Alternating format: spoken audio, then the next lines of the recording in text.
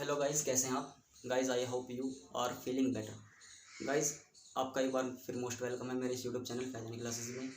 तो गाइस, मैं आपको पढ़ा रहा था बेसिक बायोलॉजी का फर्स्ट ईयर का फर्स्ट सेमेस्टर का जूलॉजी का पेपर, यानी जूलॉजी के फर्स्ट ईयर का फर्स्ट सेमेस्टर का पेपर मैं आपको पढ़ा रहा था बीएससी का।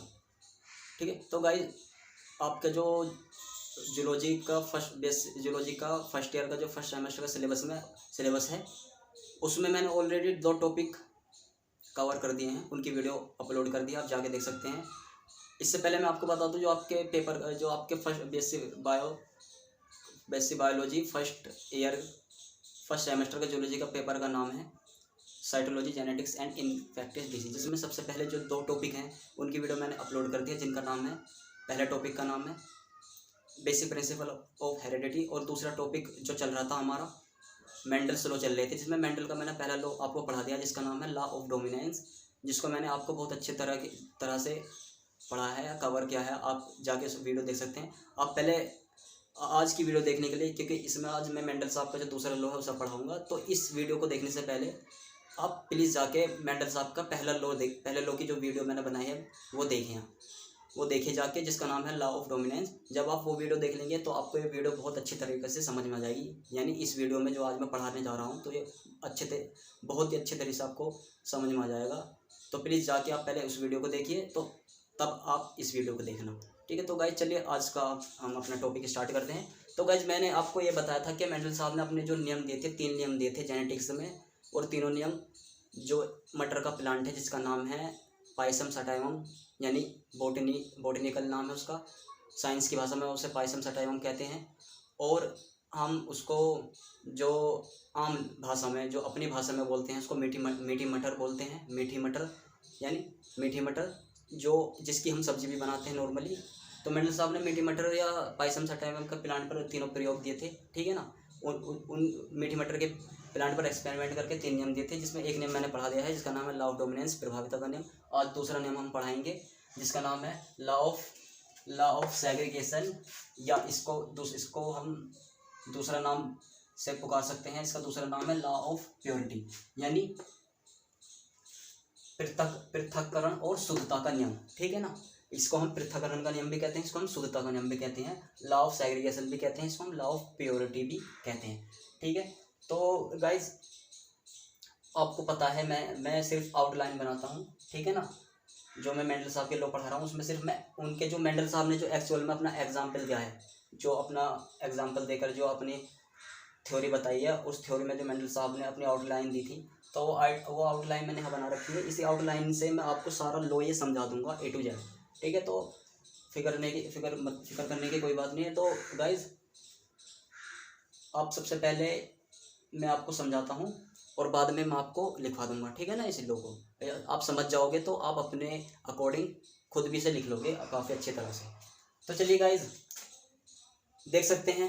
देखो गाइज, मेंडल साहब का जो लॉ ऑफ डोमिनेंस का नियम था, जो पहला लॉ था, जिसकी वीडियो मैंने अपलोड करी है, तो उसमें गाइज जो F1 पीढ़ी में प्लांट निकल कर आए थे वो ये थे, capital T small t, capital T small t।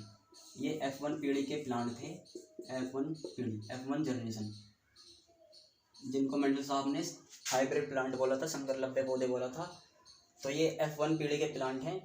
ठीक है ना, तो गाइस देख सकते हो आप, ये F1 पीढ़ी के प्लांट जो आए थे मेंडल साहब के निकल करके, जो इनके पेरेंटों के बीच में क्रॉस करने के बाद जो संतान उत्पन्न हुई थी फर्स्ट जनरेशन, यानी F1 पीढ़ी में, प्रथम संतानीय पीढ़ी में। तो इस नियम में मेंडल साहब ने इन संतानों के बीच में आपस में क्रॉस करा। ठीक है ना, तो आप जैसे यहाँ देख सकते हैं, ये एक बार मैंने इन्हें यहाँ पर, ये वाला मैंने उठा के यहाँ पर रख लिया, कैपिटल T स्मॉल t, और इसके अगले वाले जो हैं ये, इनको मैंने यहाँ पर रख लिया, कैपिटल T स्मॉल t। ये देख सकते हैं, 2 को यहाँ पर रख लिया, 2 को यहाँ पर रख लिया, इनके आपस में इनके बीच क्रॉस करके मैं आपको बताऊंगा कैसे होएगा। तो गाइज आप सोच रहे होंगे ये कैपिटल T स्मॉल t है क्या? आप बायोलॉजी पढ़ा रहे हैं, इंग्लिश पढ़ा रहे हैं, तो आपको मैं सब बताता हूँ। देखो, ये कैपिटल T स्मॉल t है, बेसिकली ये जीन्स के जो एलील होते हैं उनकी स्ट्रक्चर है। जीन्स के जो एलील है ना, सॉरी स्ट्रक्चर नहीं, उनके साइन है। जीन्स के एलील के साइन हैं जो मेंडल साहब ने दिए थे, क्योंकि हम नियम पढ़ रहे हैं, कुछ तो साइन देने पड़ते हैं ना, तो ये साइन मेंडल साहब ने दिए थे। ये एलील है, बेसिकली एलील है, कैपिटल टी भी एलील है और स्मॉल टी भी एलील है, जिसे मेंडल साहब ने प्रभावी डोमिनेंट कैरेक्टर माना था कैपिटल टी को, और स्मॉल टी को अप्रभावी यानी रेसेसिव कैरेक्टर माना था। ये सब कुछ मैं बता चुका हूँ लॉ ऑफ डोमिनेंस में, जो फर्स्ट वीडियो मैंने बनाई है, पहला नियम है मेंडल साहब को, उसमें सब कुछ बता चुका हूँ। उसमें मैंने काफ़ी अच्छी तरह से बताया है, बेसिक पॉइंट बताए हैं नियम समझने के लिए, ठीक है। तो प्लीज़ जाके, मैं बार बार कह रहा हूँ, उस वीडियो को देखिए, तब जाके आप इस वीडियो पे आना, ठीक है, तब जाके आप इस वीडियो पे आना। तो चलिए स्टार्ट करते हैं। जिन भी मेरे साथियों ने वो वीडियो देखी होगी तो आपको तो बहुत ही कम समझाने की ज़रूरत पड़ेगी, आप तो खुद ही समझ जाओगे, एकदम एक ही बार में समझ जाओगे। तो ठीक है, चलते हैं। तो ये मेंडल साहब ने प्रभावी कैरेक्टर माना था या अप्रभावी कैरेक्टर माना था? तो देखो, पृथक्करण और स्थूलता का नियम क्या है। अब मेंडल साहब ने ये F1 पीढ़ी में पौधे निकल के आए थे, इनके बीच में स्वपरागण कराया। स्वपरागण मतलब सेल्फ पोलिनेशन, यानी क्रॉस कराया इनके बीच में, यानी इनमें आपस में करा दिया। अब मेंडल साहब ने इनअपेरेंट मान लिया, ठीक है ना। अब F1 पीढ़ी के जो प्लांट है इनअपेरेंट मान के इनमें आपस में क्रॉस कराया, इन प्लांटों में आपस में क्रॉस कराया। तो क्रॉस कैसे कराते हैं देख सकते हैं। क्रॉस ऐसे कराते हैं, देखो, ये दो मैंने यहाँ पर रख लिए, ये दो मैंने यहाँ पर रख लिए, ठीक है। तो इन दोनों की सॉरी, पहले तो इस एक टी की इन दोनों टी में करो, ठीक है, फिर इस वाले टी की इन दोनों टी में करो, या ऐसे कर लो, इस वाले टी की इन दोनों में कर लो, इस वाले टी की इन दोनों में कर लो। ओके, कैसे करते हैं तो देखो, चलो करें। पहले इस टी की, जो कैपिटल टी है, इन दोनों में करो, इन दोनों टी में। तो कैपिटल टी की कैपिटल टी में करेंगे तो टी टी, ये एलील बन गए, यानी ये प्लांट बन गए, जिनका नाम है प्योर टोल, शुद्ध लंबे। ओके, शुद्ध लंबे। शुद्ध लंबे क्यों?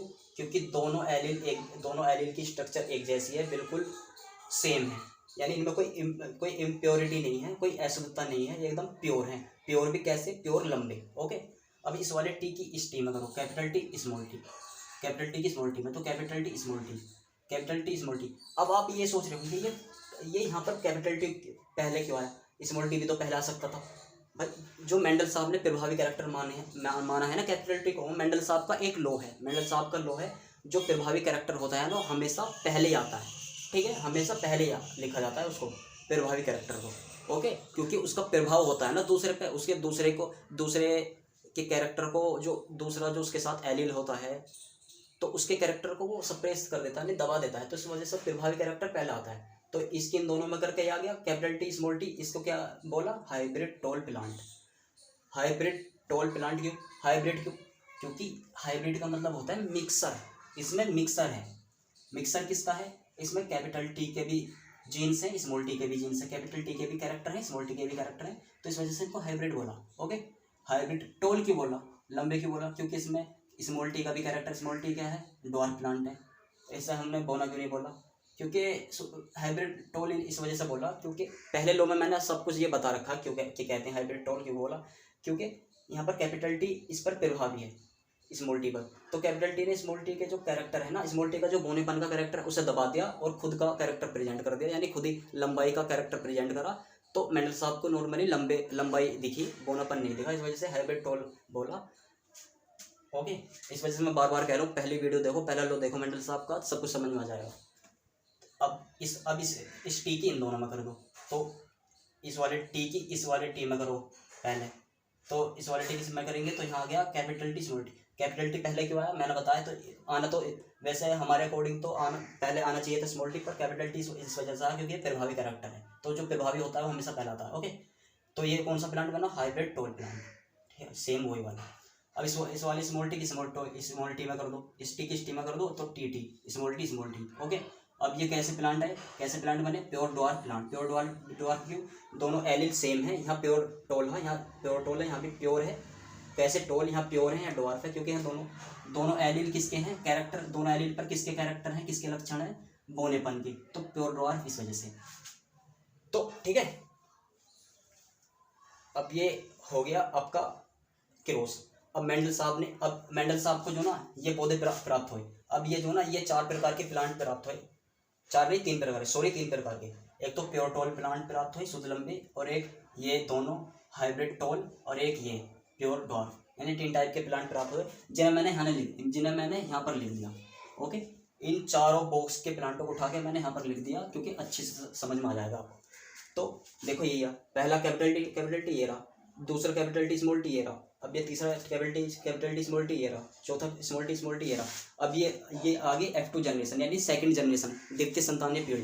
पहली संतानीय पीढ़ी तो ये थी, अब ये सेकंड जनरेशन के पीढ़ी के प्लांट आ गए, है नहीं, सॉरी पहले सेकंड जनरेशन के प्लांट आ गए। ओके आ गए, ठीक है, जिनको मैंने यहाँ पर लिख लिया।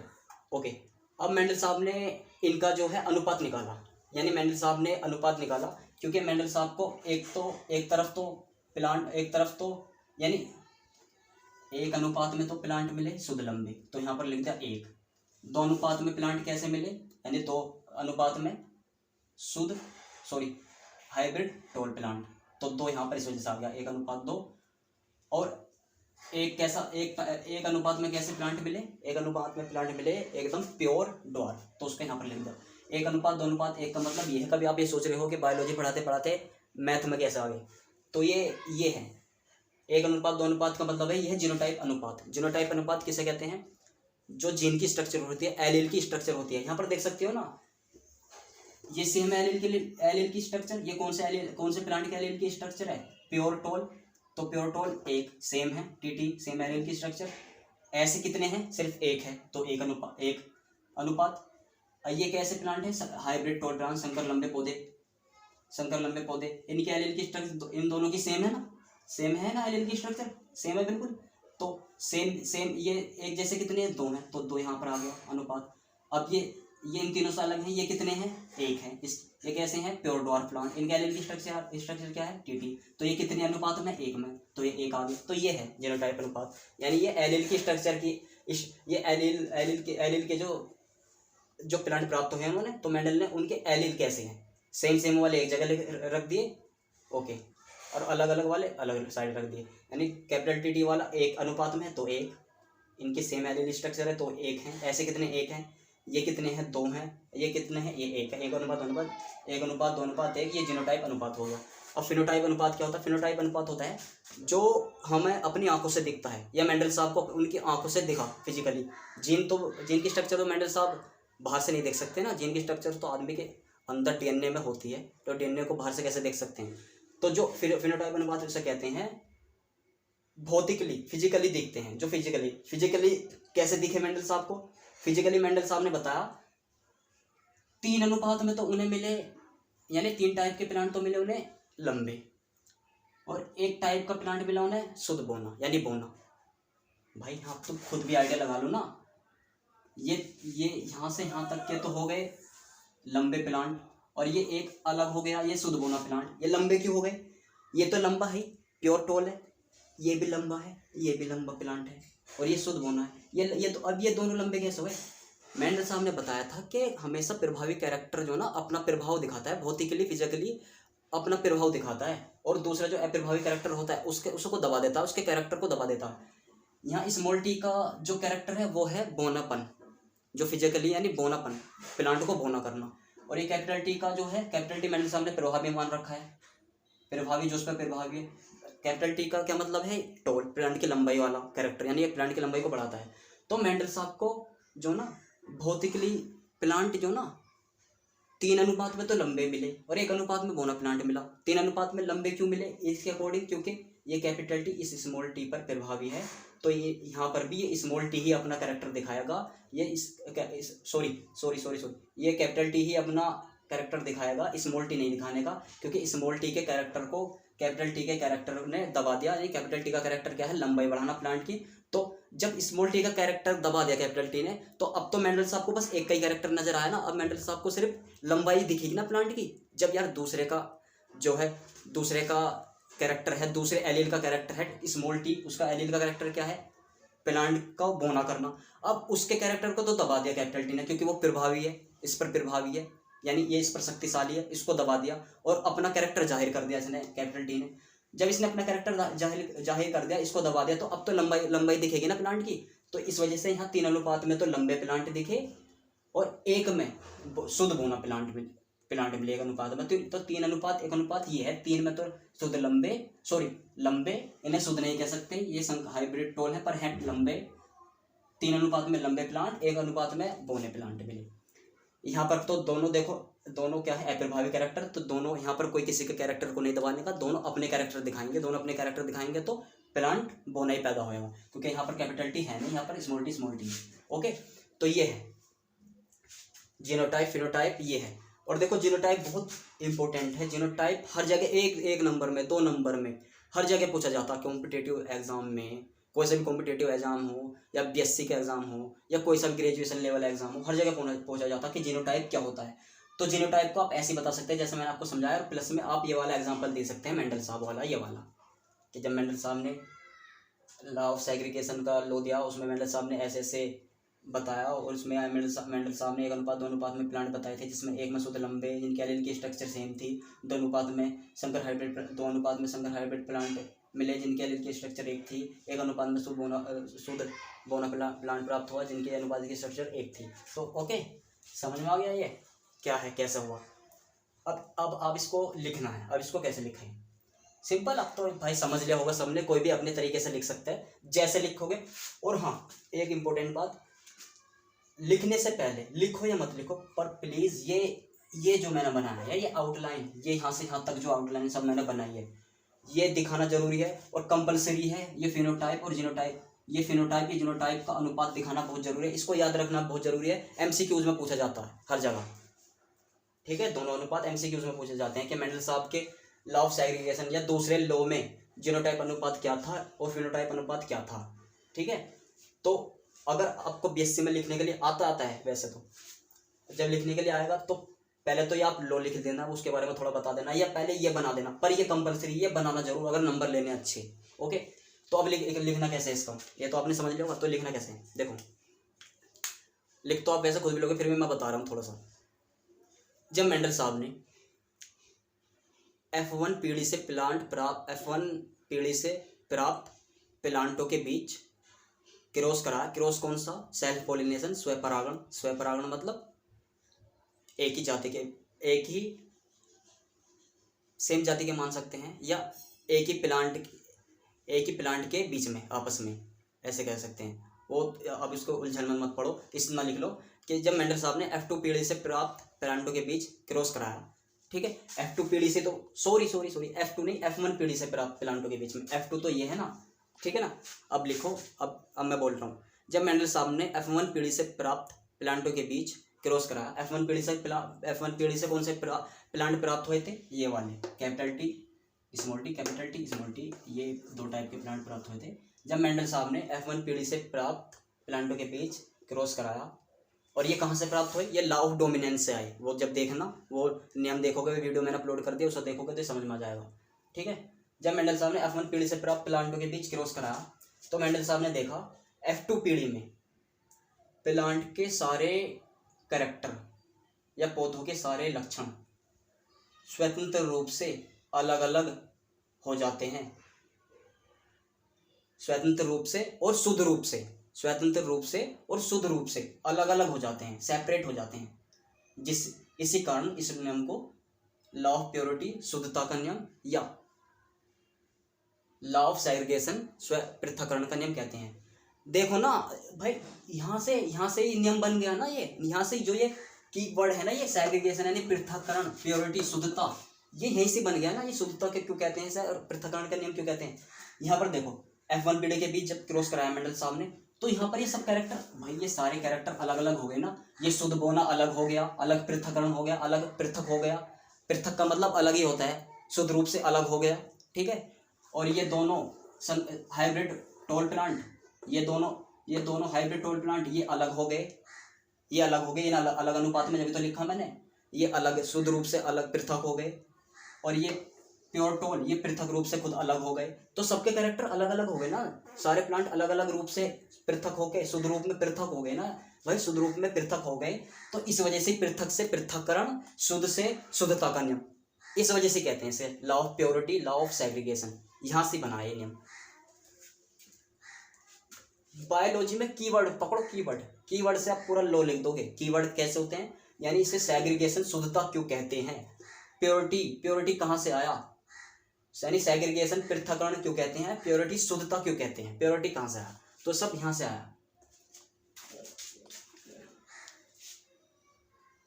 तो आपको वीडियो काफ़ी लंबी होती जा रही है, तो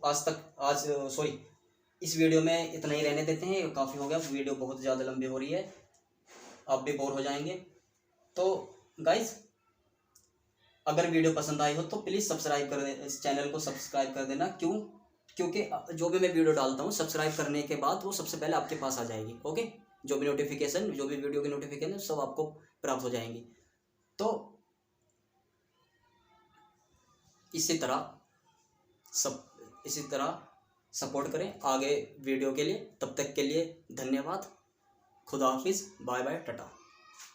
मिलते हैं नेक्स्ट वीडियो में।